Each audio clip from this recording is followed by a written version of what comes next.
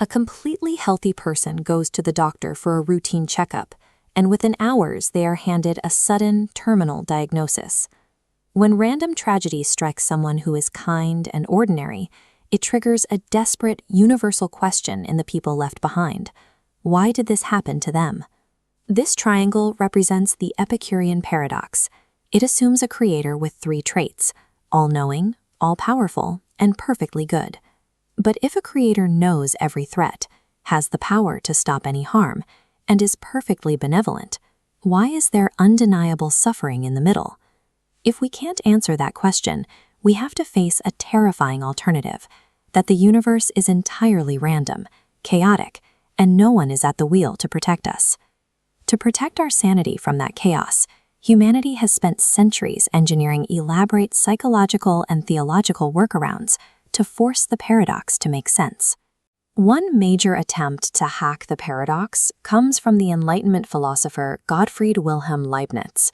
He argued that a perfect creator could only construct a flawless universe. Leibniz concluded that we are living in the best of all possible worlds. In his view, what we perceive as senseless tragedy is actually a necessary thread in a grand cosmic tapestry, completely invisible to our limited human perspective. But thinkers like Voltaire pointed out a massive flaw in this math. Treating human pain as a calculated variable in a cosmic equation requires a cold, highly privileged detachment from reality. When you look closely at the devastation inflicted on innocent civilians, the philosophical defense of a perfect design falls apart. You cannot look a grieving mother in the eye and tell her that her loss is optimizing the universe. To maintain the belief that the universe operates on a flawless blueprint, we have to suppress our empathy.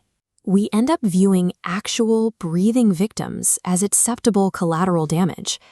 When the grand design theory fails, we often pivot to a second workaround: the idea that suffering is a test or a punishment, driven by rigid concepts like karma or divine retribution.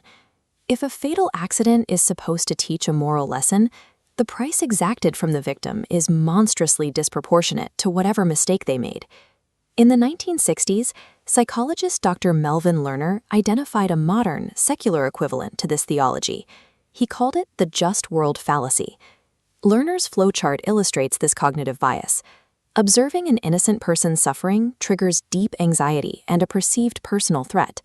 To neutralize that anxiety, our brain actively rewrites the narrative, assigning a flaw to the victim to explain away the tragedy. We don't do this out of malice. We do it because we are desperate to maintain the illusion that as long as we make the right choices, we are shielded from random tragedy. Both strict theological punishment and the just world fallacy try to solve the paradox in the exact same way, by throwing the victim under the bus. Our psychological need for order simply overrides our compassion. As we've seen, when our primary goal is to defend a logical or moral system, we often find ourselves explaining away a victim's pain rather than acknowledging it. Compassion becomes secondary to maintaining intellectual order. Following the death of his own son, Rabbi Harold Kushner proposed an alternative that grew out of the wreckage of the Holocaust. Kushner's breakthrough was to abandon the requirement that every disaster must have a rational cause. He argued that we must stop asking what the sufferer did to deserve their fate. Returning to our trilemma diagram, Kushner's solution is to remove the expectation of absolute, omnipotent control. This allows us to accept the random chaos of the universe without losing the concept of a perfectly good God or a perfectly good humanity. This shift relieves us of the pressure to justify terrible events. When we stop trying to find a hidden moral meaning in a terminal diagnosis or a random accident, we can stop blaming the people caught in them.